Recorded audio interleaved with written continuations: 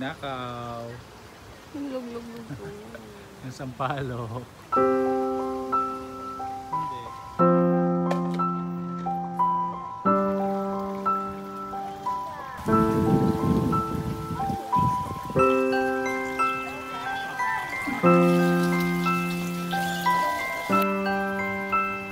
Dito sa Sembawang Hot Spring. So, nag-jog tayo papunta dito pero lumagpas tayo. Kaya balik tayo. Nakita naman natin.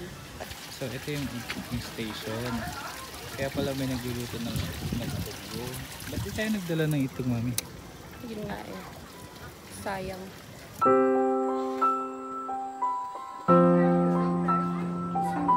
So ayan, ito yung pila. Kailangan ng pila.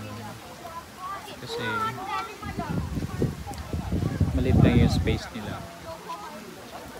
Ganun lang. Baka pwede ka din tumayo doon sa ano? Doon? Punta na lang mo po.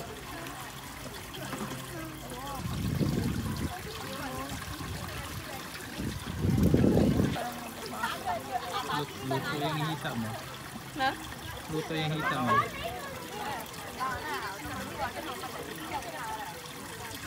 Parang hindi ko kaya. Saan ang gagawin? Ang sakit. Saan ang gagawin?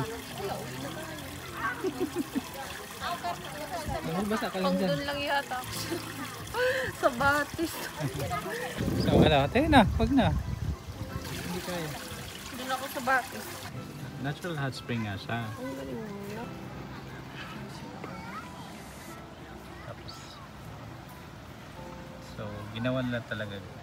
Ito na yung ano nila. Ginawa nila ng pagiging upuan. So one at a time yung mga tao. Uwi na yung mga kumain ng itlog. Nahikain lang. Ay, hindi, tapos na sila. Paan nila. O diba? Paso.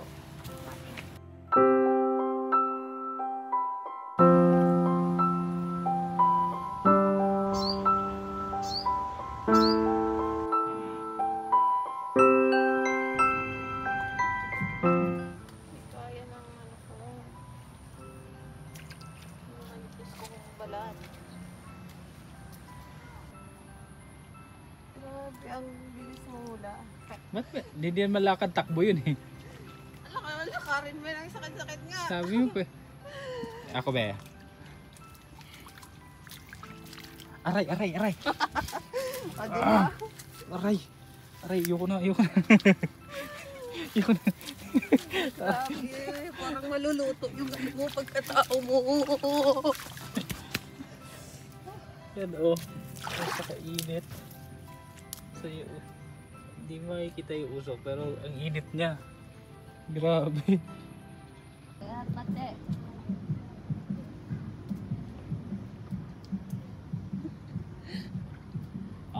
Pati.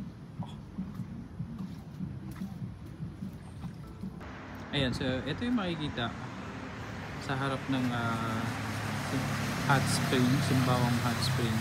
So ganito talaga siya ngayon kasi dito kasi na banda meron nire-renovate or meron kasi inaayos na kalsada. I'm not sure kung kalsada or bagong train station. And then dito talaga yung entrance. And then ito yung makikita mo. So yung bahay is actually yung building na yun doon. Doon lang, diretso lang. So mga 5 minutes lang